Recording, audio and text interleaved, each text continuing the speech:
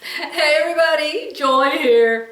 It is Thursday after lunch, 1:15. And guess what we had for lunch? But first I'll tell you what the date is. It is February 10, 2022. We had fresh striped bass right out of Lake Texoma for lunch today. Jerry caught 3 fish yesterday afternoon and he cleaned them last night and just put them in a bowl of water in the fridge. And I went and I got them and I cooked them for our lunch. Oh, what a wonderful, wonderful way to eat. Fresh food. You don't hardly ever get that. So I told you there's going to be a lot of breaks in this video because I've got sneeze-itis today. Sorry about that. So I told you I was going to show you how I do a satin stitch around the applique. Remember the quilt I just did? What was the quilt I just did? The hearts. And I sewed with invisible thread, just a little zigzag all the way around all the hearts. So you can't even see it. You can't even tell it's there on the quilt, which is wonderful. If you watched the last few days, you saw the quilt. Sorry, another break there. So I'm getting ready to do a satin stitch now. This is my last kitty cat. There's 5 cats in the Purrfect Library quilt. And so this is the last cat I have to do. So I'm going to tell you something I learned myself doing this. I was doing a black cat yesterday. And I was having the hardest time seeing where to sew where the black is on the black. I just couldn't see it. And I ended up sewing the cat's ear on weird. I took it off and I went, well, that's not where the edge of his ear is. What to sew there for? And I had to rip it out and start over. So today, I'm getting ready to do this gray cat. And I'm going to be sewing with gray thread on a gray cat, around gray objects on gray objects. So, I took a friction pen and I drew a pink line where I need to sew the satin stitch at. Wherever there's gray on top of gray. I'll hold it up close so you can see it. See how I put the pink line around his ear? Because when you've got this covered up with the foot on the sewing machine and you're sewing around that, you just cannot see where the gray meets the gray. See there under his head? And see here on his hind leg? There around his leg and where his leg meets his tail. And that leg right there, oh my gosh. That would have been really hard to sew and see. So, friction marker. It's going to come off with an iron or with water. And even if it doesn't, most of it's going to be covered up with satin stitching. I've got his whiskers ready to sew. I've got his mouth ready to sew. And so this little boy's going on the sewing machine to get stitched down. Then I will be able to put the last row on this quilt and put the borders on. Isn't that awesome? Let me show you how I have it stabilized. On the back is a sheet of that stuff that's shiny on one side and just paper on the other side. See how I have it ironed on the back? Then what I do is it tends to come loose as you're sewing it. It doesn't stay stuck down very good. So I put safety pins in it. Don't put straight pins in it or you will be pinning yourself constantly. So I have got 1, 2, 3, 4, 5, about 5 or 6 straight pins. I think it's called Totally Stable. See the safety pin? I just pin it at the corners. I pin it at the corners and on the sides because the paper, see the paper? The paper tends to come loose as you're sewing on it. Let me get the bolt out and I will show you exactly what it's called. Here it is. Totally, completely stable. But it's not totally, completely stable because it comes off as you're sewing it. So that's why I put the safety pins. But I bought a whole bolt of it. And I'll use a whole bolt of it and buy another one of these days. Totally stable, iron on, tear away stabilizer. And yes, it irons on. But it's even made so you can iron it on 2, 3, 4, 5 times on different projects. So it's not a permanent iron-on. For heaven's sakes, don't use a permanent iron-on. Temporary duty. So let's go over to the machine and I'll show you how I set everything up to sew the last gray kitty cat. Oh, see, it could be ironed on right now because the paper's kind of coming off. So just take your iron, hold it down, and iron it down again. But since those pins are in there, it's not going to fall off. Now I didn't put it on the entire back. I just put enough on here to cover up the kitty cat. Get some scraps. Always start what you're going to do with the sewing machine on a scrap. Practice. Here I was practicing whiskers and mouths. Always practice. And this is like scrap number 4 or 5. Always have a scrap to practice on before you spend a whole bunch of your time ripping out a stitch you don't like. Have your scissors hanging on the side of your machine on the hook, seam ripper, and let's find your thread. Hold on a second. I like to use a shade of thread that matches really good, but maybe is a tad darker. Okay, for the gray kitty cat. And let me show you something else. I have this little doohickey. This thing right here. This sewing machine only has these straight up and down thread holders, and this kind of thread requires a horizontal thread holder. So I bought this little thing at a quilt show one time, and you're going to ask me what it is, and I don't know. But you just use these little screws here, and you put it down on top of one of these pegs. I have another one over here, and then you screw it tight, and now I've got a horizontal spool holder, which is what I need. Now another real important thing is how you hold the thread on the spool holder. Those of you who have embroidery machines know that there's several sizes of those little round things that you can put here on the end. This is the only one. This is isocord thread. This is the only one that works without making the thread get hung up and caught and unable to move. So I use that little bitty thingy, I make that straight, and I push that in tight. You don't want issues with your thread. That's another reason you have a scrap and you do a sample, that you do not want issues with your thread. That's a bad thing. I got my scissors on my little hook here, you saw me do that. I got my kitty cat right there. I've got white thread in the bobbin underneath, which is fine. Remember, if your tension is right in the bobbin, the white thread will not pull up and show in your satin stitching. If it is too loose down there, it will come up and it will show and it won't look good. So, don't say I didn't warn you. I don't know if I can thread this with these gloves on, but alright, so we're threaded. I'm using an open toe embroidery foot. This is my Bernina 1130. It's old. This is an open toe embroidery foot because you have to be able to see what your needle's doing. You have to be able to see it. So be sure you have an open toe embroidery foot. Okay? The next thing you want to do is figure out where you're going to start embroidering. You have to figure out what's behind and what's in front.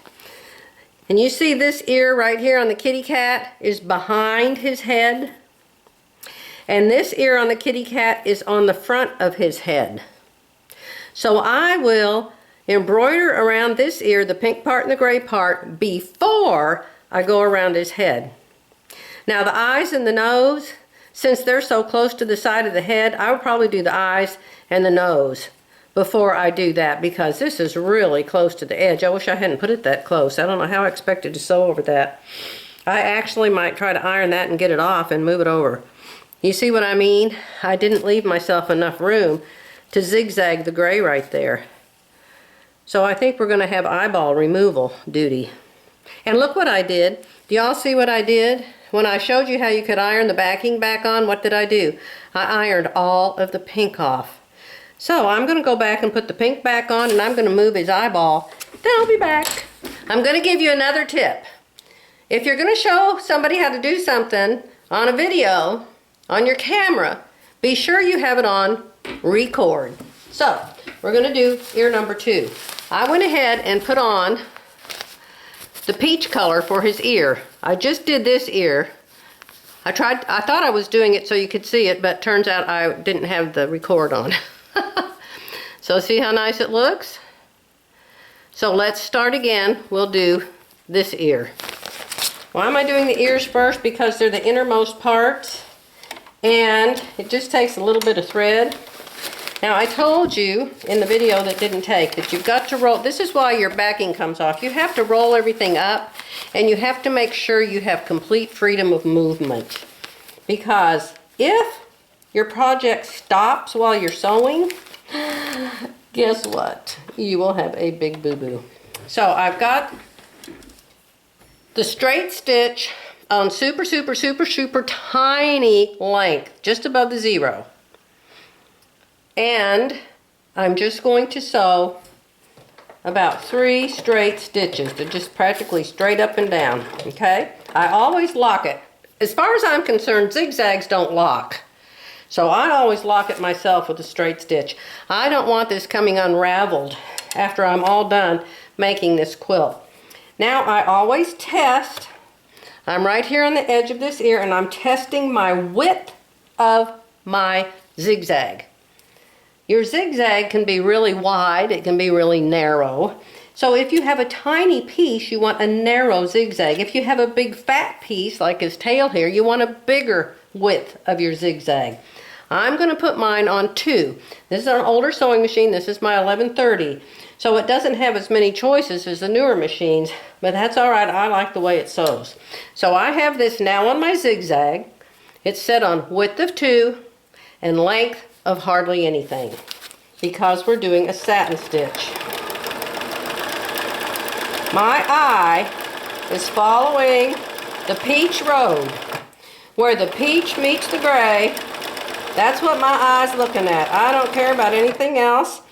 Now, my needle ended right here at the tippy tip of that peach ear. It's at the very tip. Now I'm going to turn the ear around, and I'm going to go from the tip down the other direction. Turn it around. Don't just start sewing. Do not just start sewing. If you do, you could be outside the ear, and you want to make sure that your stitch is going to land in the right place. Now mine is, fortunately. So I'm going to line this up so it's just to the outside. I'm playing like that zigzag thread isn't even there. I'm just playing like I'm going to do this side of the ear, and it's going to cover up a little bit of the first zigzag stitch, which is fine. And then I'm going to follow that curve down to the bottom, turning gently, and my eyeball is watching the peach, where the peach meets the gray. Get to the bottom of the ear, do my straight stitch up and down 2 or 3 times.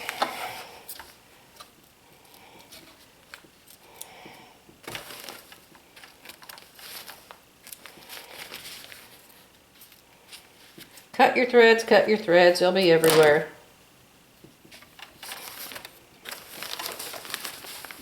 So now I've got 2 ears done. Now notice, I did not sew across here. I don't need to sew across there. I will sew across there with the gray. So this part of the ear here will be covered up with gray. And this part of the ear will be covered up with gray on his head. Okay, because here where his ear meets his head, it's going to be gray. So I hope that makes sense. Now his eyeballs are going to be white thread on top and white thread underneath. Whenever I'm using white, I use white in the bobbin. The black, I tried the black yesterday with the white in the bobbin and it sewed fine, but better to use black in the bobbin if you have black on top and you're doing tiny little areas like that. I'm almost out of bobbin thread here. Okay? Is that making sense? So what am I gonna quilt, what am I gonna applique next with the satin stitch? I'm gonna find something that's in the back. Let me make you wider. I'm gonna find something that's in the back. Is his tail in the back or is his tail in the front? Is his leg in the back or is his leg in the front? He has one leg in the front and he has one leg in the back. His tail is in the back. His head is on the front. But I've got the same issue with his ears. And I have an ear that's in the back right there. So I'm going to sew around this ear before I sew around his head. I'm going to sew around his body before I sew around his head. You understand? In the back and in the front. So you do the backest before you do the frontest. Remember the light. The light is so important. These older machines just do not have good enough light. Okay, I've got white in the bobbin. I've got gray on top. We're going to sew around this kitty now. Let me make you a little bit closer. I want you to be able to see the rear end of a bumblebee. My sewing chairs are by Koala. They're $350. But they're worth it. Alright, so I'm going to find a behind. This leg right here, this one is in the back. So I'm going to sew this back leg. This leg is in the front. This leg is so much in the front that it's going to get sewn after the body. So I'm going to do the backest leg. There may be 3 or 4 layers from back to front. So I'm going to start way up here at the top of this backwards leg. I'm going to do my 3 stitches. Then I'm going to... Ooh, something's not working right. What's wrong with this? If something feels wrong, stop the train. Alright, again, I'm going to start with my straight stitch. I've got that thread held down. Yes, now we're going right. Now you'll notice that this leg goes up into a point here underneath this leg. So I'm going to start with a very narrow zigzag. Then I'm going to get bigger as I go around. Okay? So we're going to start with like a 1, son. 1. Oh yeah, even that's a little small. Are we sewing right? It feels like it's crammed up again. I hate it when machines don't work and you're making a video. Get ready for this. This is going to happen. It is going to happen.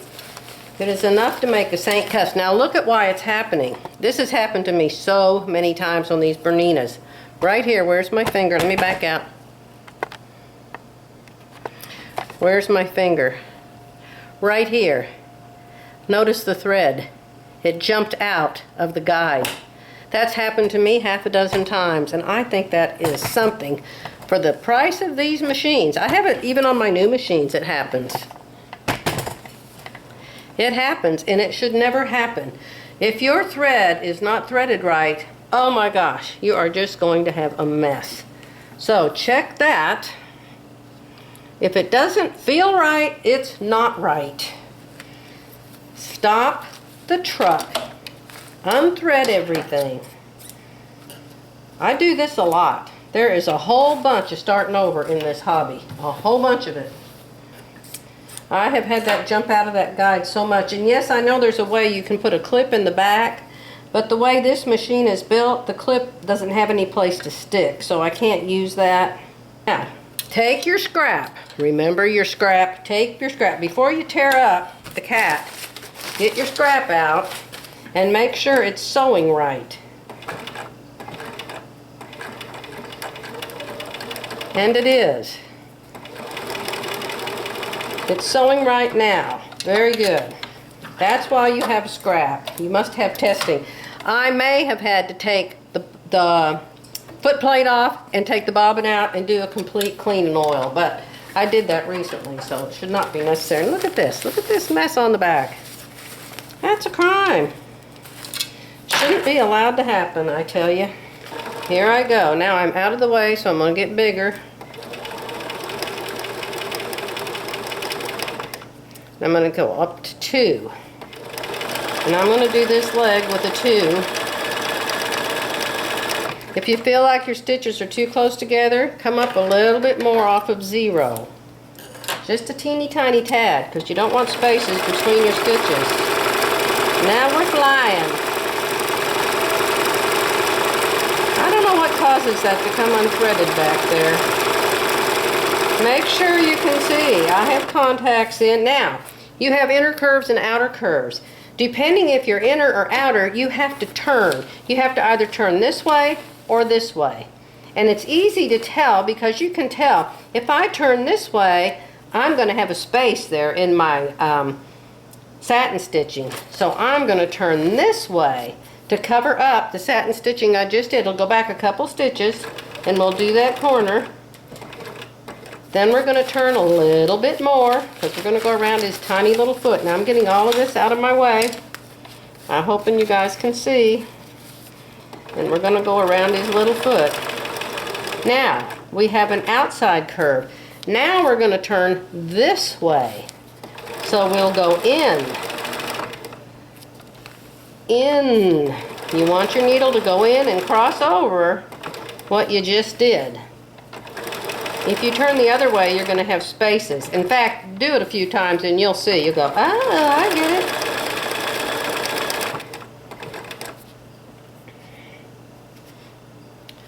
I'm going to put my glasses on because it's hard to see the gray against the white here.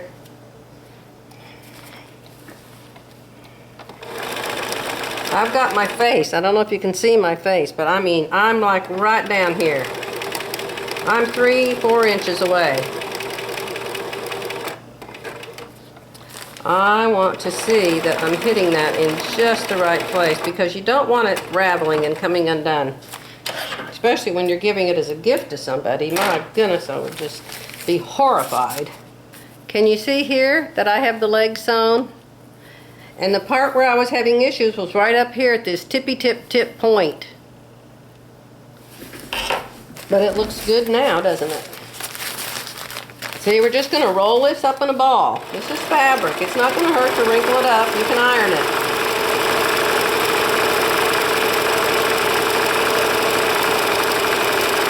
Now I'm coming up into the point again. So I'm going to have to narrow it. Not much though, because the other stitch is going to cover it. Very good. So I'm done with the backward leg. I'm done with that leg. Can you see me now? Can you see me now? See the pink around? Now that outside leg I will do after I do his body because his body is in back of the leg. This leg will be done after the tail and after the body. This will be done last. So I think you're following how I do it. And we've only got the pink of his ears done. So you want to see how I do the eyes? The eyes are just like everything else except they're tiny. So we'll do the eyes just so you can see how I do them. You do them the exact same way, but first I'm going to start with the pupils. Why? Because the pupils come before the eyes. So we're going to put on black thread. We are going to change the foot. I am taking off the open toe embroidery foot and I'm going to put on the open toe, it's open, the open toe round foot. It's still an embroidery foot, but this foot is used when you have the feed dogs down. So I've put the feed dogs down. I've got white thread on the back and I'm hoping I can do these eyeballs without it showing. We'll try. So I'm going to go around the eyeballs now with the needle just flying up and down and no tension. The feed dogs are down. This is how I do it. Make sure the white isn't showing. Now the thing about it is, if I did get a little bit of white here on this black, all I'd have to do is color it in with a magic marker. Okay, so this is how I do the eyeballs. And no white is showing, praise the Lord. And I go around a couple times because they're really tiny. Okay, that eyeball's done. Let's go over here and do this eyeball. Use a scrap, put little circles on it, and practice. The pupils are just too little.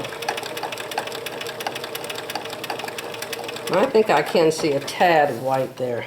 Alright, so I have sewn around the pupils of the eyes. That is the only place I'm going to do that. I'm not going to do it around the nose. The nose, I'm going to do the nose next, only I'm going to change the foot back. I'm going to put the feed dogs back up. I'm going to put the other open toe embroidery foot back on. And now I'm going to go around his nose. Now, another tip is, don't start on a point. No matter what you're sewing, don't start on a point. Start on the straight part and sew to the point. Okay, so we're going to go back to the one on my machine is a straight stitch. We're going to go back to the straight stitch and we're going to sew a few stitches. Okay, now we're going to go to the zigzag and I'm going to go to 1.5. Maybe I'm just going to go to 1. Remember, we're going to do a test here. It's like we want to see how much that's going to cover. I think I'll do a 1 3/4.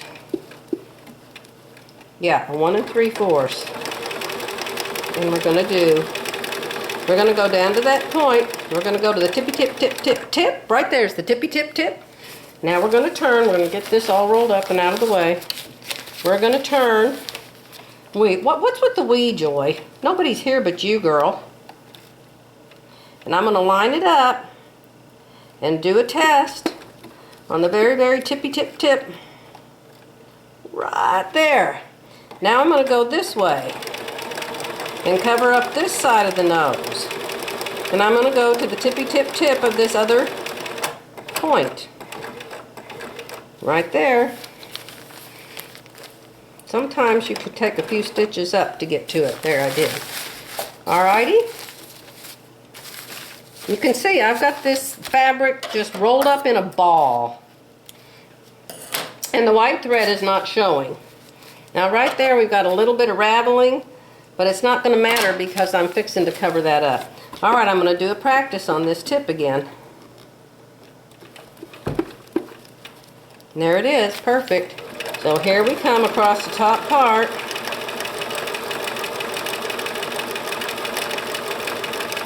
We're going to tie down all that loosey-goosey.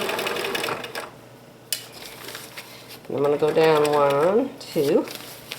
And now I'm going to come back and join where I started. Test the tippy tip. And go back to where I started this.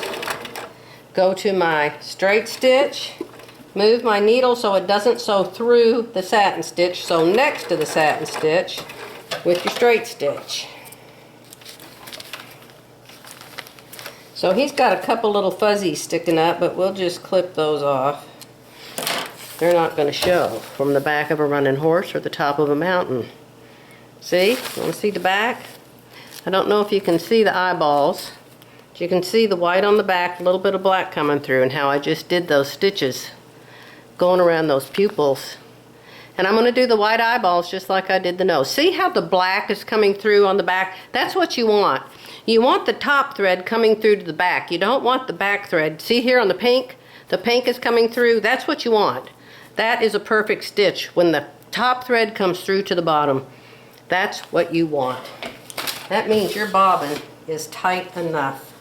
You see, this part of his body is behind this leg.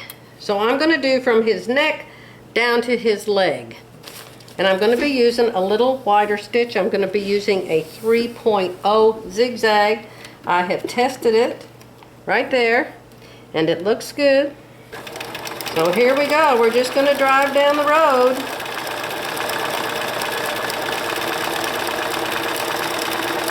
I've got glasses on. I've got contacts on.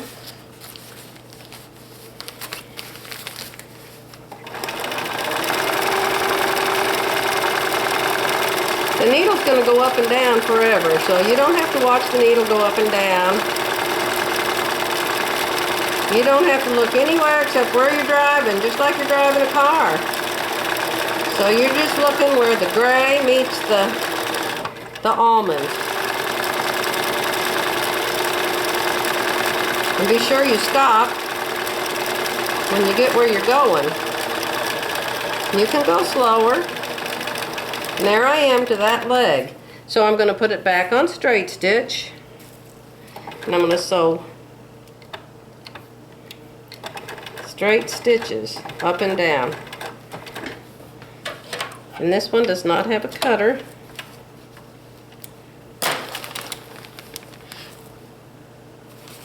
Can you see it real good? I'm hoping you can.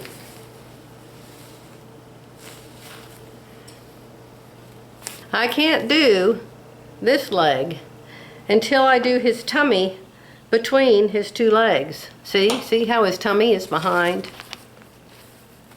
Okay? All right, that's it.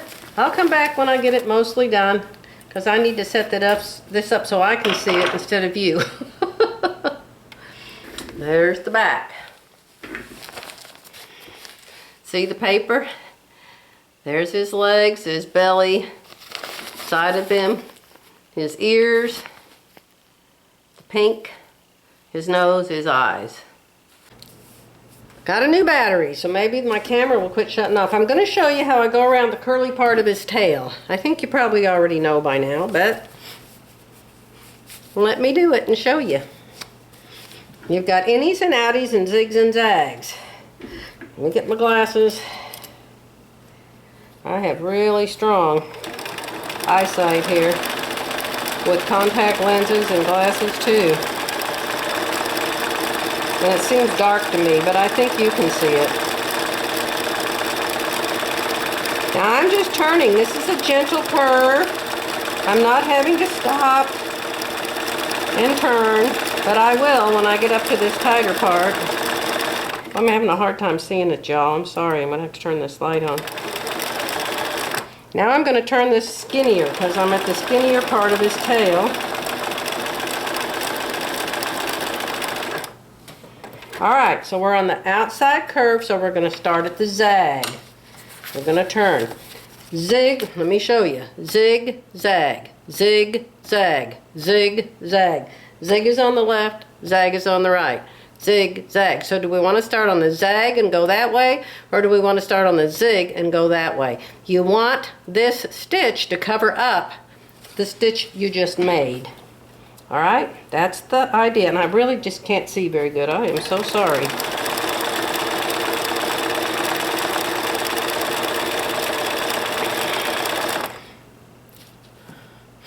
Alright, I'll try again to see if I can see without that light. And I'm going to turn it down to be a little bit smaller again because we are getting to a teeny tiny itty bitty part. A little smaller.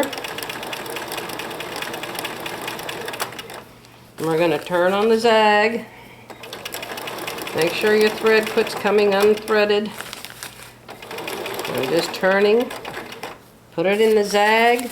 Put the stitch down in the zag and turn. Put the stitch down in the zag, stop and turn. Stitch in the zag, stop and turn.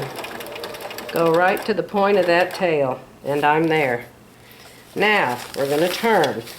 Do you see? Do you see how I had it thicker?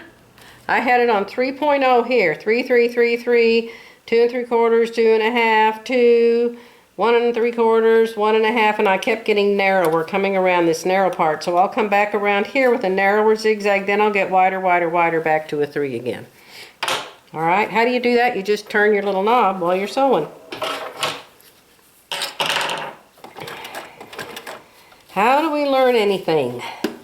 We practice. Like learning a long arm. My goodness, you want to know how much time it takes to learn a long arm? A long time. Alright, so now I'm coming to the curve the other way, so I'm going to start on the zig. Yes, I am. Start on the zig and turn. I've got an inside curve now. Start on the zig. Now look at me, I am just rolling this up into trash here almost. But it's alright. Make it a little bit bigger. Start on the zig. A little bit bigger. Oh, I'm having the hardest time seeing this, y'all. I'm sorry.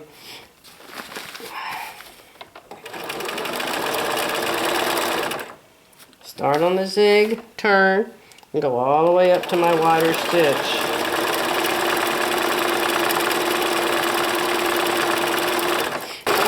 Now I've got a gentle curve, so I can just step on the gas, watch that road.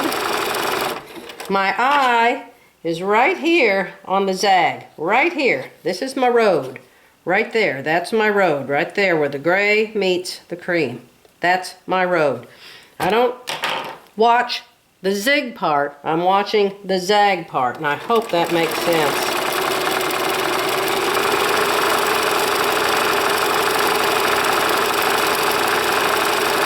Alright, now we're going to get a little narrower, a little narrower, a little narrower, and come into, and there we are, we're done.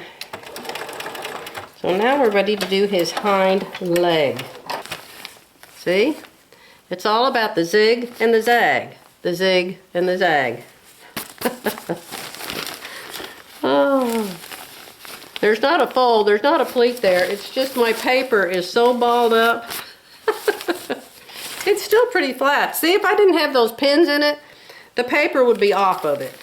It would be tearing and I would be off of it. So you want to see how I do the whiskers. What I do is on my scrap, I do practice. And then when I figure out what I want a whisker to look like, then I make a note and I write it down on a piece of paper. See, it says whiskers, stitch number 10, and it says how wide and how long. So that's how I'm making all the whiskers on all my kitty cats. And then the mouth, see where the mouth is? I changed my mind a few times on the mouth. All right, we're gonna do whiskers. So I showed you how I figured out what I was gonna make the whiskers out of on a scrap. Then I wrote it down on an index card so I could remember what it was. So I drew the whiskers on with my pink friction marker. And I measured them to make sure they're all about approximately the same size. I'm going to hold the thread. Now this is a forward, backward, forward, backward, forward, backward stitch. Stitch number 10. And it's 1 wide and 1.5. 1 wide and 1.5 long. So here we go. Now what I do is I start it and then I back it up because it doesn't back up fast enough for me. So that's what I do. Now here we go. We're just going to follow that pink line. So I wanted these whiskers to show up. I thought if I'm going to go to all this trouble, and then I back up there to make sure it's locked. They're whiskers, so they don't have to look, you know, super fancy. See, doesn't that make a good whisker?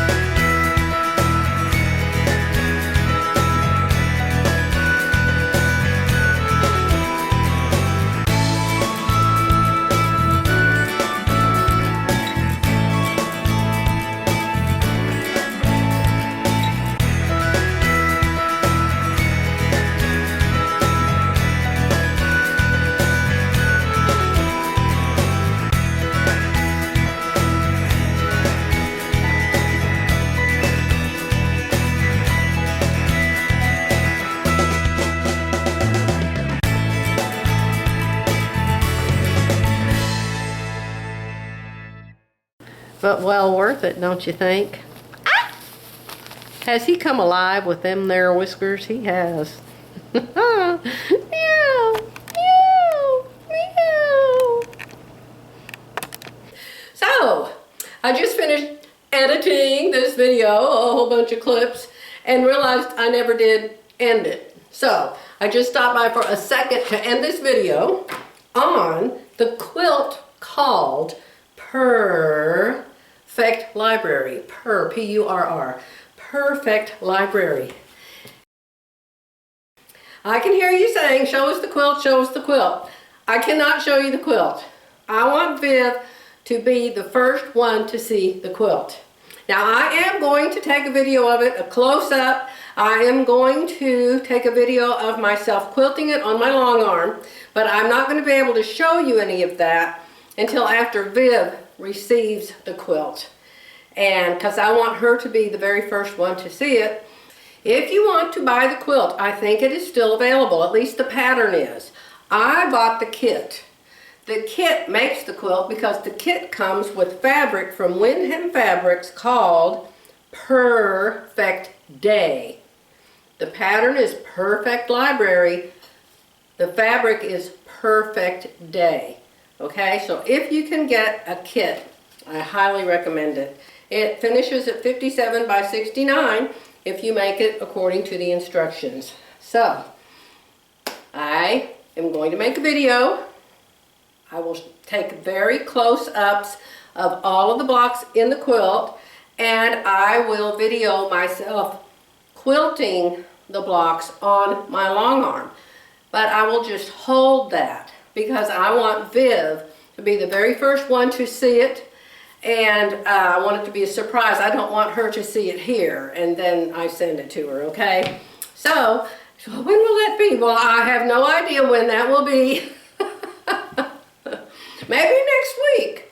Maybe next week. I don't know. It takes a long time to do the long arm quilting on it. But this is the end of showing you how to satin stitch applique shapes. Okay? A lot of you have asked me several times over the years, show us how, and I think I've shown you how a couple times. But I'm showing you again right here. So let me know what you think in the comments below. I'll see you again soon.